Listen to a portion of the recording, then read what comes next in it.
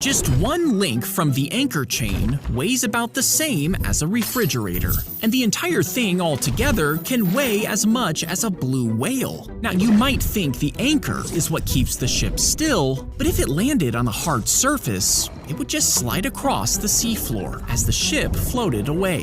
You see, the anchor isn't just dropped straight down. They stretch the chain flat for hundreds of feet before letting it curve back up to the ship.